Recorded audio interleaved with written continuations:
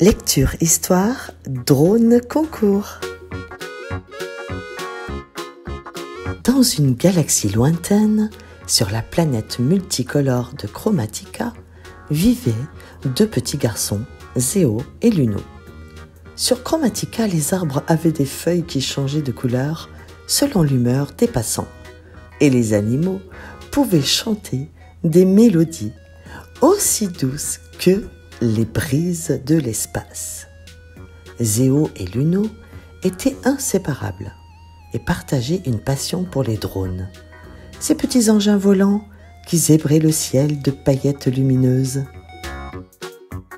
La fin de l'année scolaire approchait, et avec elle, le concours tant attendu de la course de drones. Nos deux amis rêvaient de remporter la victoire avec leurs drones bricolés à la perfection. Ils passèrent des jours et des nuits dans leur atelier secret, un vieux vaisseau spatial échoué, à peaufiner chaque détail. Luno était un as de la mécanique. Il pouvait faire danser les circuits comme personne, tandis que Zéo avait l'œil pour les designs les plus aérodynamiques. Mais ils n'étaient pas les seuls à se préparer pour la grande course finale. Le gagnant de l'année précédente était lui aussi en train de perfectionner son drone. Le jour de la course arriva et les drones de Zéo et Luno brillèrent de mille feux sous les acclamations de la foule. Les autres concurrents étaient redoutables. Il y avait les grands champions de l'année précédente. Il y avait aussi ceux qui étaient montés sur le podium avec la médaille d'or, d'argent et de bronze. Mais nos deux amis avaient un atout, l'esprit d'équipe.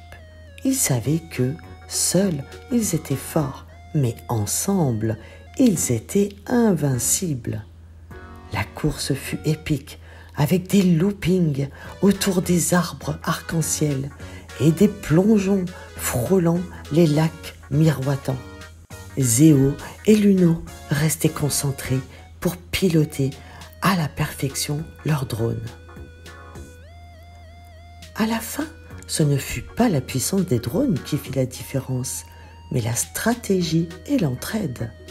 Zéo et Luno remportèrent la course, non pas parce qu'ils avaient les drones les plus rapides, mais parce qu'ils avaient su travailler ensemble et s'entraider aux moments cruciaux.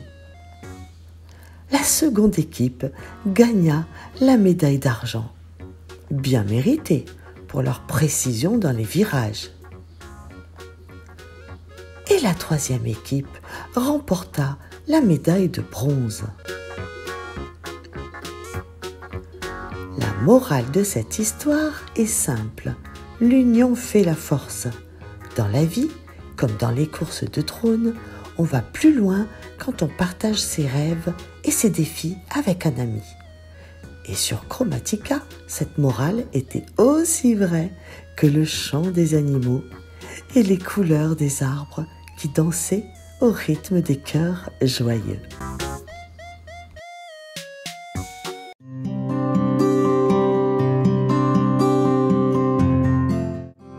Il était une fois un petit garçon nommé Léo qui rêvait de devenir pilote de voitures de course Formule 1.